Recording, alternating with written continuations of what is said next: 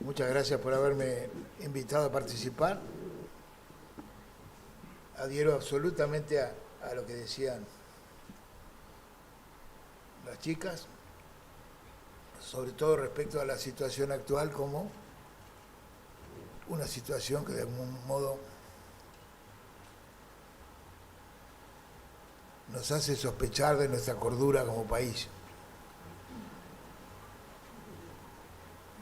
Nuestra capacidad de autoflagelación parece que no, nuestra capacidad de autoflagelación parece que no tiene fondo, y nunca, la historia nunca se repite, pero usó la palabra farsa citando tácitamente alguna referencia con respecto al sentido de la historia, la tragedia y la farsa. Estamos en medio de la farsa, hay una farsa trágica. Ninguno de nosotros era un boludo cuando fue la dictadura, teníamos 30 años. Es decir, que nadie puede decir que no vivió eso, ni fue un perejil, ni cosas así, sino que lo vivimos plenamente, con mayor o menor conocimiento y de distintas situaciones, pero nadie se puede hacer el gil. Yo tengo los años del peronismo y de la bomba atómica, soy del 45, exactamente. Mi papá era el único peronista de la familia, mi vieja era contrera, tenía 10 años en el 55, lo viví muy, muy profundamente, con las fisuras en medio de la familia, horrorosa vida cotidiana. Tenía 20 años y la única vez que me metieron en cana fue y me metió en cana el viejo Ilia, en la movilización del 17 de octubre del 64, a ver si estaba Ilia todavía, en Plaza 11. Fui peronista durante muchos años. Participé en los años 60 de la peronización de la Facultad de Filosofía y Letras, que era un reducto ultra izquierdista, como siempre. El día que el papá de Grabois pronunció la palabra Mayor Alberti que era el delegado de Perón en la facultad. La pronunció él por primera vez, el pajarito Grabois. Ese fenómeno de la radicalización del estudiantado y de la gente de clase media, ¿no es cierto?, de los intelectuales en la última mitad de los años 60, lo compartimos con algunos de los que están aquí presentes, que son en el mundo cultural, en el mundo de la militancia. En aquella época uno se encontraba, cuando tenía 20 años, se encontraba y la pregunta era ¿dónde militabas? Por lo menos en el ambiente que estábamos, que nos autoinventamos de algún modo. ¿Dónde militabas? Pero vamos a dar un salto. Yo me recibí en el 69, tengo la libreta firmada por Borges, me recibí en el 69 de profe de literatura, empecé a laburar de eso y empecé a trabajar en los medios. Escribía eso que uno hace primero cuando empieza a trabajar en los medios, escribir crítica literaria, cuando es incapaz de escribir un libro, ¿no es cierto? Opinar sobre aquello que no tenés la más puta idea de cómo se hace bien. Me acuerdo que el primer libro que comenté fuera El sueño de una cosa de Pasolini, y todos me felicitaron, pues cité a Greimás y a Barthes, años 70. La verdad que entendí muy poco, porque yo sabía muy poco de Pasolini. Bueno, laburé mucho en esos años, además de la militancia, en esos comienzos de los 70, con toda la expectativa del cambio social ahí. Tengan en cuenta que Cámpora ganó con 7,5 millones de votos. Y no era solo Cámpora, era Allende, eran los peruanos, en fin. Era una ola histórica. Hoy hablamos de la ola de la derecha. Bueno, esos años tenían su propia racionalidad y el mundo veía el cambio social mañana. El Mayo francés, Berkeley, no era solo un delirio. Bueno, se fue todo, como bien sabemos, tremendamente al carajo. Muy mal, todo mal. No estaba mal el sueño, estaba mal la concreción. 3 años después, el sueño se había pinchado. Yo voté a Perón, es decir, lo voté a Cámpora y después voté el gobierno de Perón más la pandilla. y lo padecimos. ¿Qué hacía durante esos años? Yo laburaba en la facultad. Laburé en la primavera camporista, digamos. Trabajé en la Universidad de Buenos Aires, en la UBA, y trabajé en la Universidad de Rosario.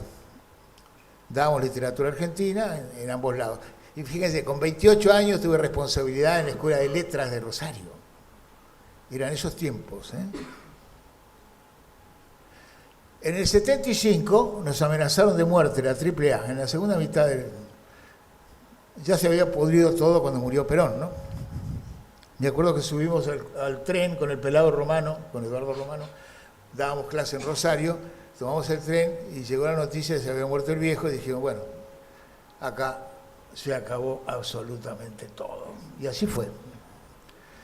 En el 75 me amenazaron de muerte, como a tanta gente, en este caso en Rosario, muchos los amenazaron, pero los mataron. Rosario fue una carnicería. Y yo me fui a mi casa, tenía un nene de 3 años y el otro de meses. Y me podía haber ido a laburar a la Universidad de Puebla, en México, como muchos compañeros que eran docentes, y me quedé acá.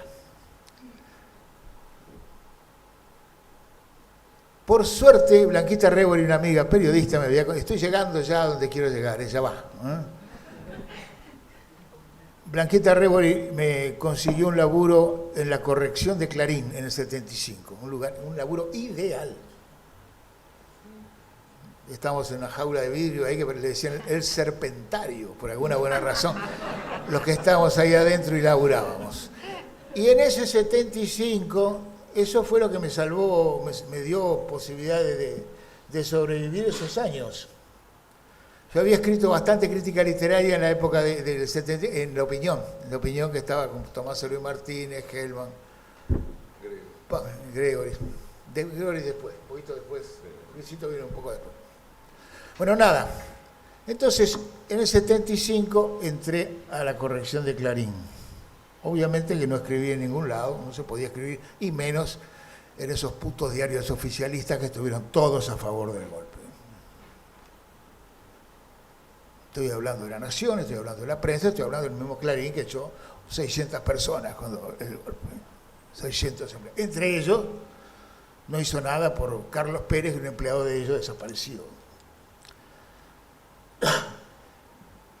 Desde ese lugar empecé a volver a escribir un poquito y a publicar algunas cosas con el suplemento cultural de Clarín, que estaba la gente del desarrollo. Era un Clarín anterior a la caterva que vino después, era un Clarín desarrollista, anterior incluso a la gestión de Marquito Citrinblum.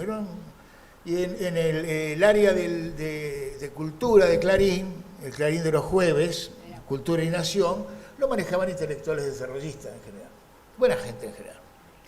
Y ahí publiqué en el 77, una larga nota, doble página, era lo que volví a escribir desde el 71, que no publicaba en ningún lado, una nota sobre los 20 años de una historieta argentina muy famosa, que era muy famosa entre los lectores de historietas, pero que nadie nunca había escrito sobre ello en un medio, digamos, cultural.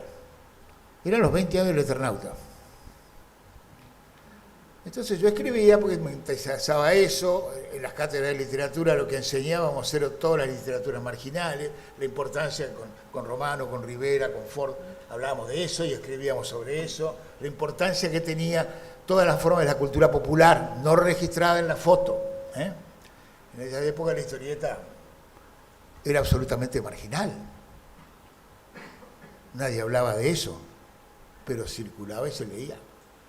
Bien, escribí esa nota y al final decía, bueno, actualmente su autor, creemos que ha ido buscando nuevos horizontes, ¿no? Suponemos que está en Europa, etcétera, etcétera. Era lo que sabíamos. Sabíamos que a Héctor lo habían agarrado y después que lo habían soltado. Estoy hablando de Héctor Oesterheld, ¿sí? Para esto, Solano López, en esa época el autor, había conseguido irse a España porque su hijo, que estaba preso, lo habían casado, su hijo de la militante lo habían casado, y Solano, que había estado en el colegio militar, de la generación de Arguindegui, de David Viñas, de Alfonsín mismo, todos pasaron por el colegio militar. Bueno, Solano tenía amigo milico, de generación. Entonces lo llamaron y dijeron, tu pibe es boleta, así que te lo llevas. Y Solano se fue con su pibe. De algún modo asociamos eso con que Héctor había zafado, se había ido. Sabíamos que lo habían agarrado. No teníamos idea del grado de militancia de Héctor. Escribo esa nota, y esto es una anécdota, pero es una anécdota tremendamente penosa. Suena el teléfono en Clarín, en la redacción de Clarín, en la corrección de Clarín a la noche, me dicen, Juan, ¿y para vos? Ah, bueno, levanto el tubo y dice, ¿usted es Asturain? Sí. ¿Usted quién es? Yo soy Elsa Westergel. ¿Usted sabe dónde está mi marido?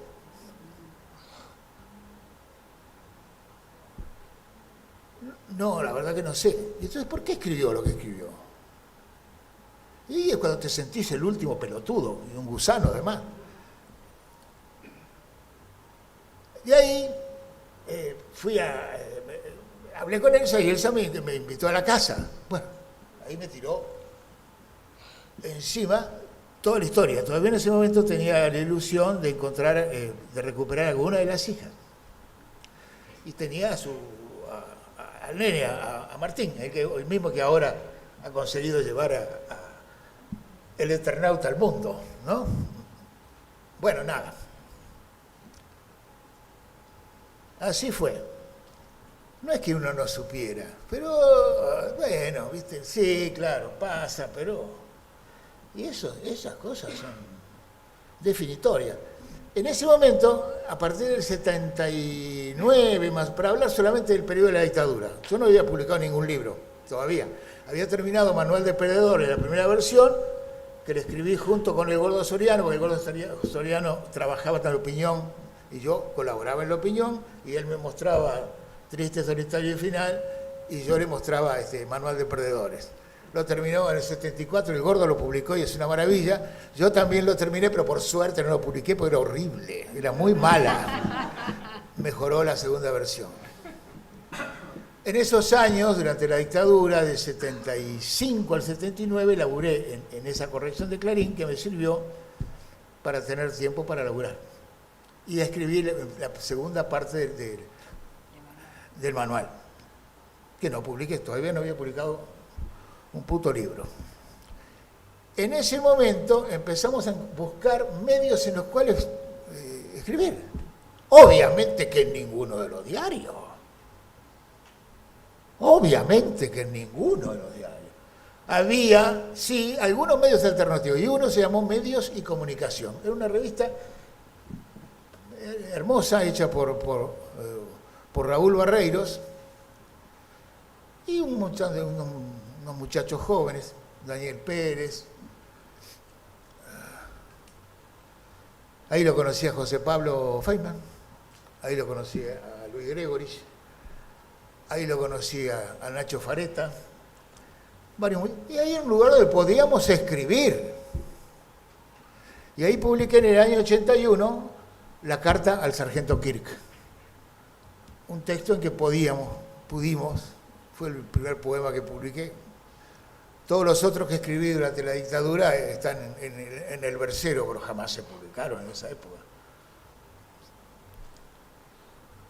Y me acuerdo que tuvo tanto rebote la carta del sargento Kirk que de España, compañeros que vivían allá, Carlitos Trillo y algunos otros, no, Carlitos que estaba acá, no, pero algunos, Alvarito Avós y algunos otros que vivían allá y sacaban testimonios latinoamericanos, levantaban publicaciones que hacíamos acá y las difundían allá. En el 79, que es el momento de la última novela de Echenique, Tinta China, en el 79 empecé a trabajar en La Urraca, en Ediciones de La Urraca, dirigida por Andrés Cassioni, un editor que venía de Satiricón y que fue el responsable de 20 años del mejor periodismo en la Argentina, con el cual nos peleábamos siempre, me echaba, en fin. Pero un extraordinario editor, el Tano Cassioni, hombre que después estuvo en el alfonsinismo y por eso nos peleamos, porque nosotros seguíamos siendo peronistas. Publiqué en el 79 en humor, el último reportaje al viejo Oski, y a partir de ahí empezar a trabajar en todos lados donde se podía, publicar donde se podía. Como yo escribía siempre sobre cultura, sobre literatura y sobre esas cosas, en el año 81 inventamos una columna en las últimas páginas de Humor, revista de humor, la única que hablaba. La única que hablaba. Publicamos yo le dije a Tano, ¿por qué no? Yo hago una columna de literatura argentina en 1981, todos los libros de literatura narrativa argentina que aparecieran, y de todo tipo. Bueno, en Humor siempre había espacio. Entonces escribía había comentarios de 3 páginas, comentarios de libro. Ahí, entre otras cosas, publicamos la crítica a Respiración Artificial de Ricardo, la primera novela, de la cual habría entendido la mitad. Me faltaba mucho para poder seguirlo a Ricardo en todas las especulaciones. Pero mal no estuvo porque la China Ludmer, a la que nunca conocí hasta 1000 años después, pero que en esa época era la compañera de él, me mandó una notita, como diciendo, muy bien, qué bueno que escribiste eso. Y escribimos sobre Maldición Eterna, de que lea estas páginas de Puig, que estaba prohibido. Escribimos sobre el Gordo Soriano, sobre No habrá más pena ni olvido. Y escribimos en esa época también sobre la primera novela de José Pablo, Último día de la víctima. Una hermosa novela, probablemente la mejor novela de Feynman, que hizo varias, pero en todos esos años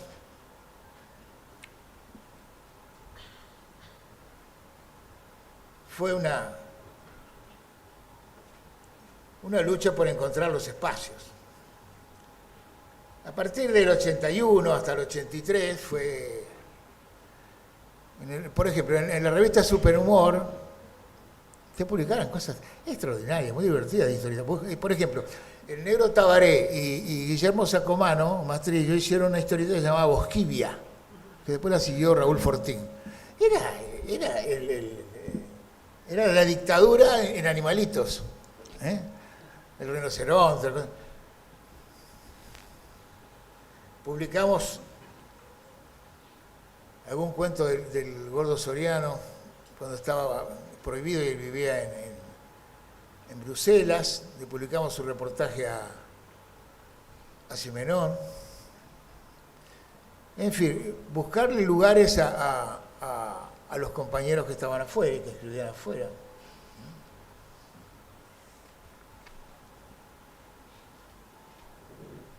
Ya en la cercanía de las elecciones cada uno se fue acomodando. La lucha política en las inmediaciones de las elecciones, o las inmediaciones habría que hacer una escala primero antes de Malvinas, ¿no?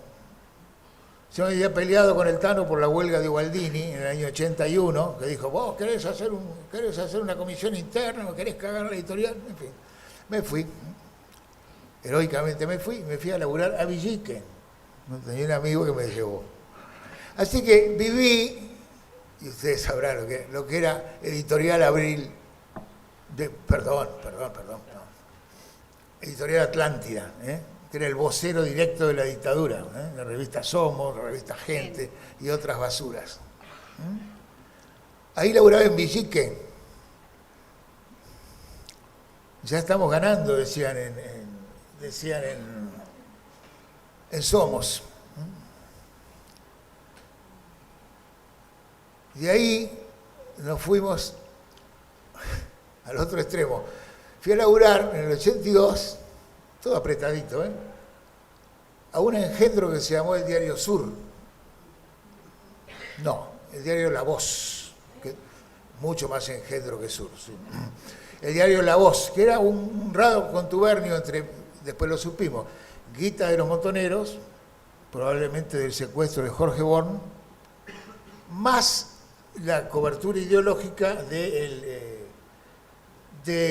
feudalismo peronista del turco Sadi.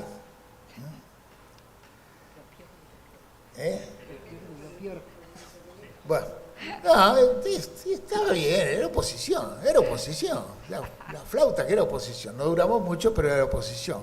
Y ahí fue donde empecé a publicar Manual de Predadores. Lo publiqué como...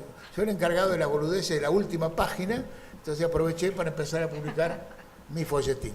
Y escribíamos otra cosa que se llamaba Al fondo a la derecha, firmado Cenitram, que era una columna política, ¿no? Que escribía yo.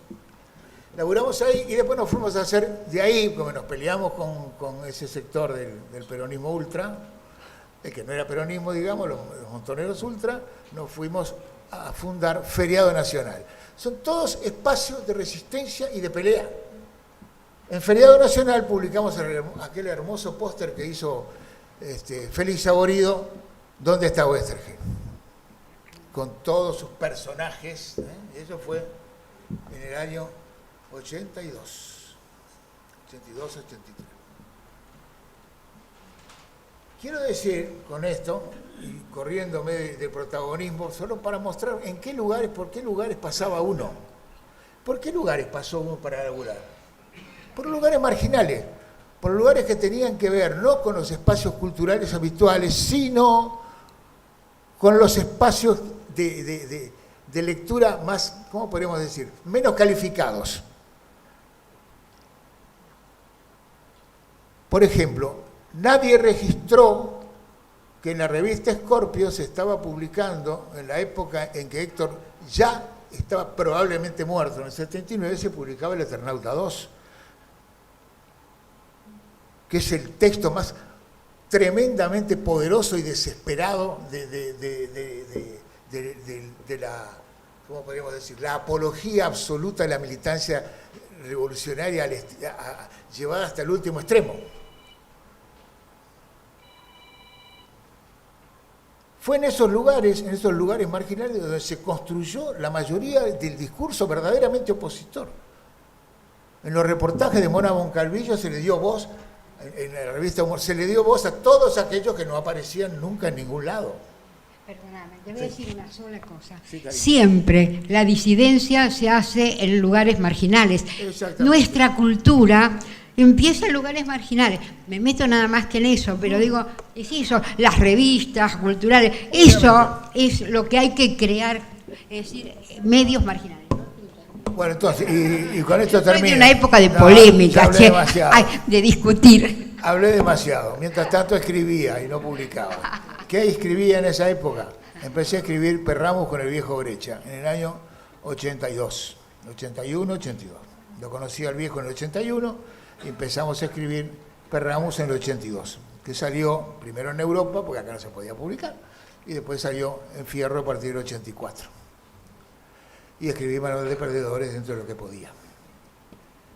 En fin, nadie nos salva de nada. Nadie nos salva de nada, ni nadie está absuelto, ni nadie...